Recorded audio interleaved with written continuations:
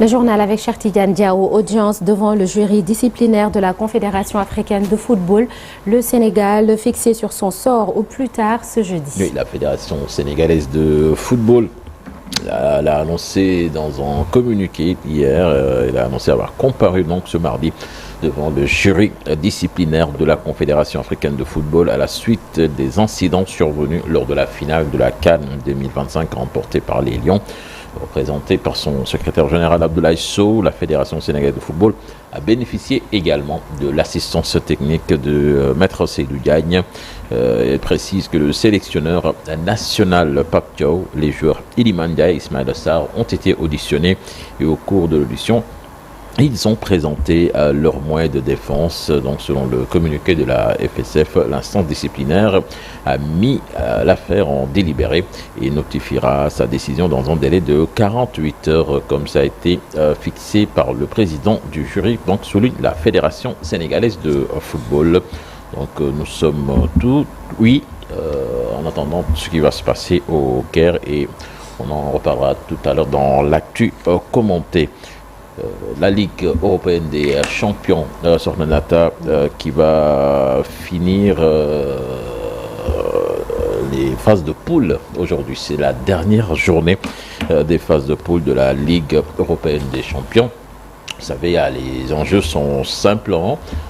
Beaucoup d'équipes sont en course pour les 8 premières places directement qualificatives pour les huitièmes de finale de cette compétition, à l'image du Paris Saint-Germain d'Ibrahim Mbaye qui va jouer contre Newcastle aujourd'hui. Des malheurs aux vaincus dans ce match qui va se dérouler au Parc des Princes. On notera également d'autres affiches comme l'Olympique de Marseille.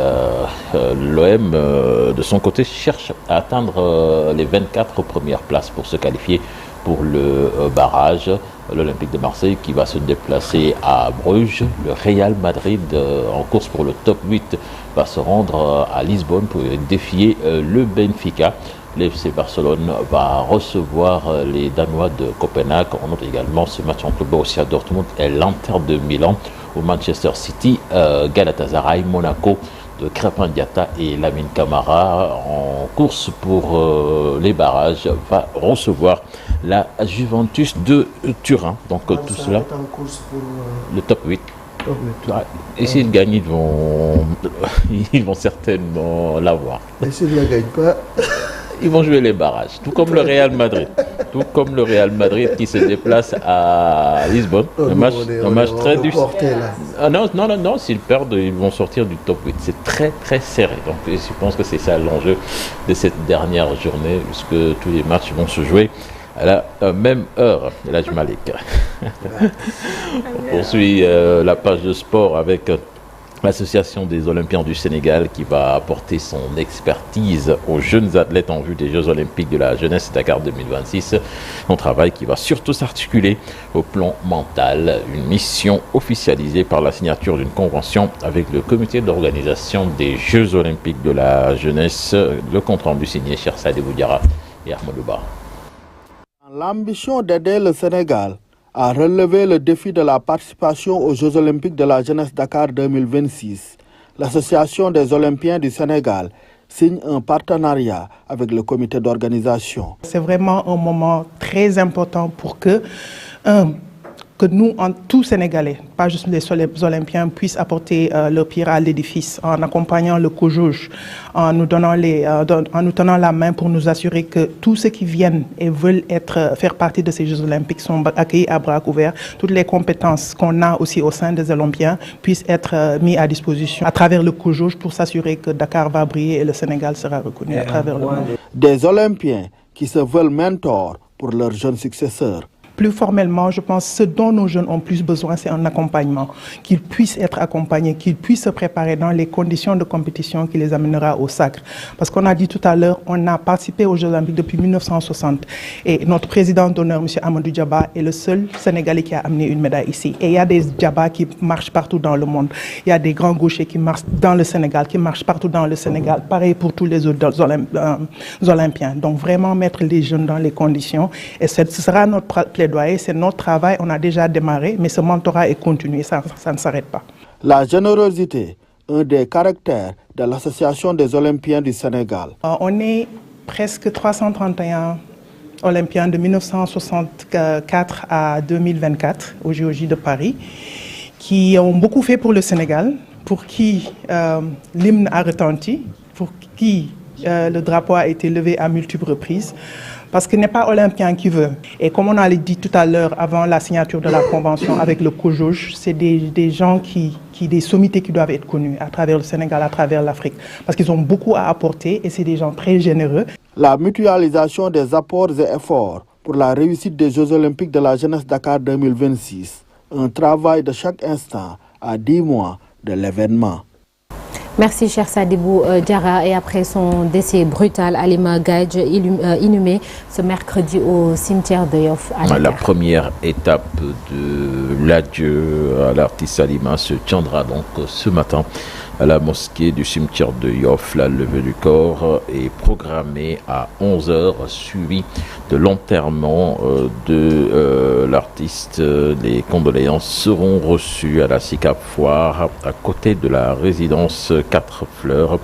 La famille et les collègues du monde de la culture et les admirateurs donc sont attendus pour se recueillir une dernière fois. La cérémonie devrait mobiliser une foule importante témoignant de l'empreinte laissée par la défunte dans le paysage audiovisuel sénégalais.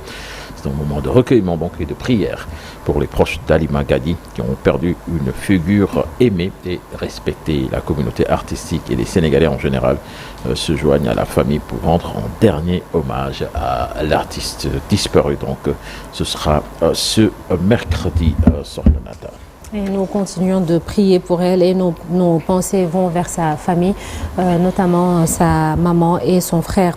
Alors toujours dans l'actualité, Cheikh Tidiane Diawo, la chambre d'accusation de la Cour d'appel de Dakar annule l'ordonnance de renvoi de Samuel Sarr devant le tribunal correctionnel. C'est selon de ses avocats, Maître Baboucar Cissé, cette décision met également fin à l'ordonnance de soi communiquée rendue dans le cadre de la procédure dite West Africa Energy, dans lequel l'ancien ministre de l'énergie a été placé sous mandat de dépôt. L'ordonnance annulée avait été prise par Mahabali, juge d'instruction du 2e cabinet du tribunal de grande instance de Dakar à l'issue de l'instruction ouverte contre Samuel Sarr. Saisie par la défense, la chambre d'accusation a estimé que les conditions légales du renvoi n'étaient pas réunies, entraînant ainsi l'annulation de l'ensemble des actes contestés. Cette décision judiciaire est accueillie comme une victoire majeure par Samuel Sarr, son innocence. Donc Samuel Sarr qui n'a cessé de contester les faits mis à sa charge et de clamer son innocence depuis l'ouverture de la procédure.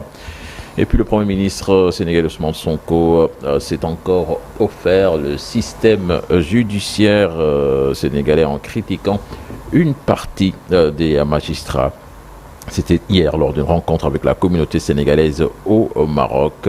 Ousmane Sonko qui soutient que quand la justice ne marche pas, c'est tout le reste qui est anéanti. L'un des problèmes fondamentaux de ce pays, dit-il, c'est la justice et rien n'est fait pour la changer. Donc a-t-il déclaré devant ses compatriotes. Le chef du gouvernement sénégalais a estimé que les dysfonctionnements de l'appareil judiciaire et des répercussions sur l'ensemble du pays, nuançant toutefois ses propos. Ousmane Sonko a tenu à préciser que sa critique ne visait pas l'ensemble du corps des magistrats. En revanche, le Premier ministre a pointé du doigt l'existence d'un groupe qu'il qualifie de clergé au sein l'institution judiciaire accusée de se livrer à des pratiques contestables sur Nata. Et puis, je pense que on va s'arrêter là. Oui, en attendant la deuxième partie en Wolof et laisser la place à Kia pour le journal international. Effectivement, mais avant cela, il y aura le journal en Wolof et ce sera sous forme de brève dans une vingtaine de minutes. Merci beaucoup, cher Tidiane Diawo. Michael Jackson, Bob Dylan, Tina Turner, Diana Ross, Stevie Wonder, Lionel Richie, la liste est longue des légendes de la musique réunies autour d'un micro pour produire un chef-d'œuvre qui a traversé les frontières et les époques. La chanson We Are the World a 40 ans aujourd'hui. Son enregistrement a débuté le 28 janvier 1985. Une initiative caritative pour récolter des fonds en faveur de l'Éthiopie qui était frappée par une famine.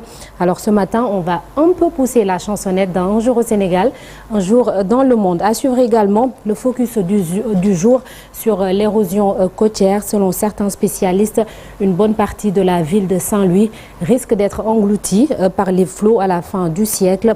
Et la menace ne concerne pas seulement la ville de Saint-Louis. Tout le littoral est en sursis.